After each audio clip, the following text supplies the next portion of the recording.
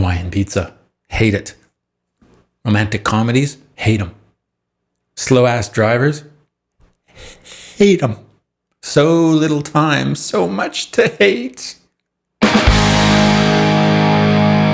Welcome to another episode of Hug Me, I'm Insane. I'm your host, Perry Johnson.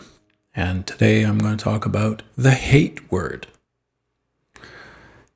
A few years ago, a friend of mine pointed me in the direction of the insidiousness and dominance of the word hate in regards to my languaging.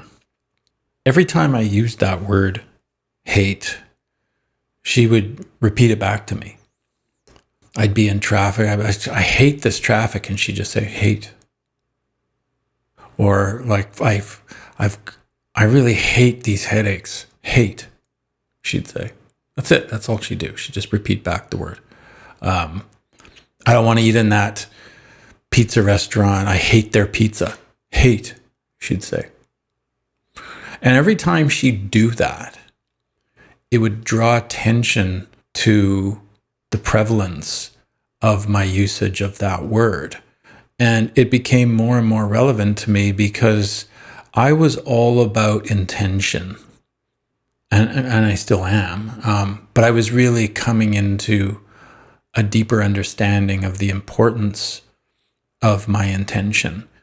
If I wanted to have a more loving relationship with myself, and if I wanted to feel more freedom, and if I wanted to feel safer, and if I wanted to feel more accepted and a part of, and feel like I belong in this world, then I need to really be shoring up my intentions and getting clear on what those intentions are.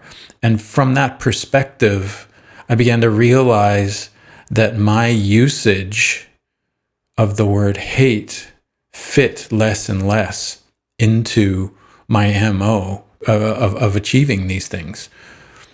So I began, as I became more mindful, by way of Jen gently reminding me, thank you, Jen, I began to become more mindful of my usage. And it's one thing to say, well, I'm going to remove something from my life, but in doing that, it creates a vacuum. And so I had to replace it with something positive. And so this was kind of tricky for me because I really heavily gravitated towards the negative, let's just say. I derived a lot of what I thought was power from bashing things and judging people and pointing the finger and saying, that's fucked, or you're messed up, or you're wrong. And this idea that by doing that, I was somehow elevating myself. Of course, that's a fallacy. And in actuality, what I was doing was further separating Perry from what it was that I really wanted.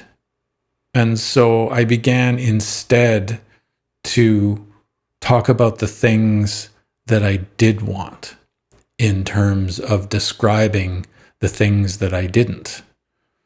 So I'd kind of flip it to the other side. I prefer pepperoni pizza, rather than saying, gee, I really hate this heat. I would say, I prefer being in the shade, in the cool shade. I hate rom-coms. And instead I would say, well, I prefer vintage kung fu, like whatever. And as I began to do that, I felt like I was nurturing and being more in alignment with what it was that I really truly did want, what my heart truly did desire, which was to be more loving of not only the world and the people around me, but of myself. And describing what it was that I wanted rather than what I hated was a more loving, nurturing way of Perry being in the world. It's like that story of the two wolves, how we all have the two wolves, a good wolf and an evil wolf. And they're always fighting, and the one that wins is the one that I feed. And so by speaking to my intention from the standpoint of positivity, I'm feeding the good wolf. Like, I want more of this rather than I want less of that. And I think it can be best described by something that Mother Teresa said. She said, "You'll never see me march in an anti-war rally, but you will see me march in a pro-peace rally." I'd be interested to know what you guys think.